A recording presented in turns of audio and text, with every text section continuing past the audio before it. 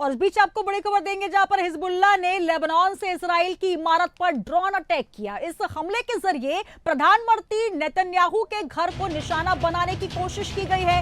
Israel में Haifa केसरिया इलाके में यह धमाका किया गया।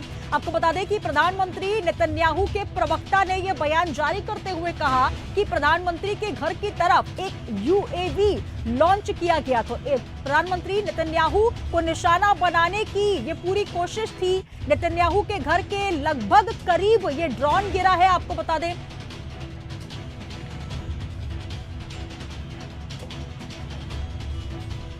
तो नेतन्याहू के घर के ठीक पास में एक यूएवी लॉन्च किया गया और बताया जा रहा है कि लेबनान की तरफ से ड्रोन को भेजा गया। नेतन्याहू के घर के करीब इसे निशाना बनाया गया। ये टीवी स्क्रीन पर हम आपको वो यूएवी भी दिखा रहे हैं जो कि मानव रहित विमान है जिसे वहां पर अटैक करने की मंशा से भेजा गया। एयर डिफेंस और देखिए जिस तरीके से नेतन्याहू के घर को निशाना बनाने के लिए यूएवी लॉन्च किया गया। प्रधानमंत्री नेतन्याहू के प्रवक्ता ने यह बयान आधिकारिक तौर पर जारी किया है। उन्होंने कहा कि प्रधानमंत्री के घर की तरफ एक यूएवी लॉन्च किया गया था। प्रधानमंत्री और उनकी पत्नी वहां पर नहीं थे और इस घटना में फिलहाल कोई हताहत नहीं हुआ है, लेकिन इजरायली सुरक्षा बलों ने इस हमले की पुष्टि की है। और चलिए हम सीधे इस खबर पर बात करेंगे। हमारे साथ रक्षा विशेषज्ञ सी उदय भास्कर जी जुड़ चुके हैं। सर बहुत स्वागत है इंडिया एड में आपका। नमस्कार सर। धन्यवाद जी सर, जिस तरीके से लगातार ईरान इजराइल के बीच जो एक महायुद्ध जैसी स्थिति छिड़ गई है, जहां पर हमने देखा हिजबुल्लाह ने लेबनान से इजराइल पर हमला किया, तो वहीं इजराइल और ईरान लगातार एक के बाद एक ताबड़तोड़ एक दूसरे पर हमले करने की फिराक में नजर आ रहे हैं। लेकिन इस बीच प्रधानमंत्री नेतन्याहू के घर के पास यूएवी लॉन्च करना, तो कुल मिलाकर ये कहा जा सकता है कि अब सीधे सीधे नेतन्याहू को निशाना बनाया जा रहा है। लगातार ये कोशिश पहले भी गई लेकिन बाल बाल बच गए नेतन्याहू। अभी ये जो खबर आ रहा है यूएई का जो अटैक है इनके घर पे, सिजेरिया जो शहर का नाम है जी, इससे हम एक पहलू को शायद रेखांकित कर सकते हैं कि इस युद्ध में जो कि बार बार कहा जा रहा है कि ये हाइब्रिड वॉर है जी, और ये जो हाइब्रिड शब्द का जो इस वक्त व्याख्या है उस पे बहुत बदलाव आया है। खास अनमैन्ड एरियल व्हीकल या ड्रोन का जिस प्रकार से इस्तेमाल हो रहा है जी, जिस प्रकार से इन्होंने निशानी बनाया है, अभी ये इसका जो जिम्मेदारी है अभी तक ना हमास ने लिया ना हिजबुल्लाह ने लिया है जी, तो ये थोड़ा एक क्वेश्चन मार्क है। जबकि मान लीजिए अगर हिजबुल्लाह हो या हमास हो, अगर वो अपने लोगों को दिखाना चाहते हैं कि वो इजराइल के प्रधानमंत्री के ऊपर भी हमला कर सकते हैं जी, तो शायद अब तक चाहे सोशल मीडिया हो या टेलीविजन के ऊपर तरह तरह का वो ऐलान करते वो नहीं हुआ है जी।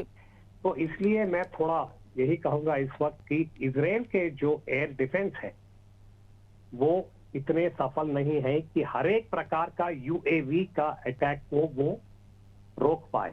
यानी कि ये इनके घर तक अगर पहुंच गया है या उसके करीब पहुंचा है तो इसको रेखांकित करने वाली बात। लेकिन भास्कर जी, जिस तरीके से जो वीडियो जारी किया गया है उसमें साफ तौर पर यह दिखाया जा रहा है कि एक मानव रहित विमान यूएवी सीधे लेबनान की तरफ से नेतन्याहू के घर के सामने जो कि आसपास वहां पर दागा गया है, और इसको लेकर सीधे आईडीएफ का कहना है कि सुबह हाइफा क्षेत्र में बजने वाले वार्निंग सायरन से ये स्पष्ट हुआ और इसकी सीधी तस्वीरें भी जारी की गई है।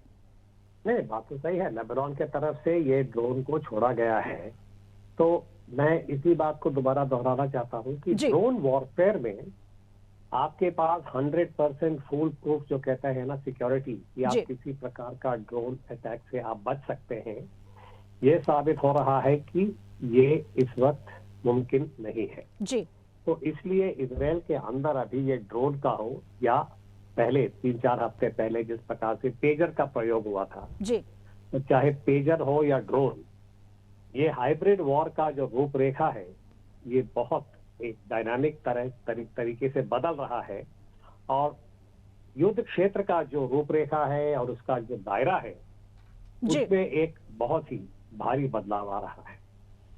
निश्चित तौर पर एक भारी बदलाव, जिस तरीके से लगातार ये भी कहा जा रहा है कि महायुद्ध की तरफ बढ़ता हुआ ये इशारा है, जहां पर पहले रूस यूक्रेन के लिए भी ये कहा जाता रहा है, लेकिन अब ईरान इजराइल भी निश्चित तौर पर इस दिशा में बढ़ते नजर आ रहे हैं। बहुत शुक्रिया सर हमारे साथ जुड़ने के लिए। तो जिस तरीके से आप देख सकते हैं, ये वो यूएवी है जो कि लेबनान की तरफ से दागा गया और सीधे तौर पर बेंजामिन नेतन्याहू के निवास के स्थान के पास निशाना बनाने की फिराक में था। और यह आधिकारिक तौर पर, हालांकि मीडिया के अनुसार यह कहा जा रहा है कि दक्षिणी हाइफा के केसरिया में इजरायली प्रधानमंत्री बेंजामिन नेतन्याहू के निवास स्थान के पास ड्रोन धमाका हुआ। हालांकि नेतन्याहू बाल बाल बच गए। बताया यह भी जा रहा है कि ड्रोन सीधे अपने लक्ष्य को हिट करने में सक्षम था। इजरायली सुरक्षा बलों ने स्वीकार किया है कि एयर डिफेंस सिस्टम हमले को रोकने में विफल रहा, जिसकी वजह से यह हमला हुआ।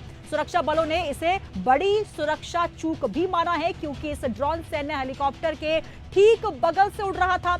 यह हमला ऐसे समय में हुआ जब हिजबुल्लाह ने लेबनान पर क्रूर इजरायली हमले और गाजा में नरसंहार के जवाब में अपने अभियानों को बढ़ाने की कसम खाई। और 7 अक्टूबर को हमास ने इजराइल पर 3000 से ज्यादा रॉकेट भी दागे। तो ये टीवी स्क्रीन पर हम आपको दिखा रहे हैं, ये वो यूएवी है जो कि लेबनान की तरफ से दागा गया था और नेतन्याहू को निशाना बनाने की पूरी कोशिश। तो इजराइल पर सबसे बड़ा अटैक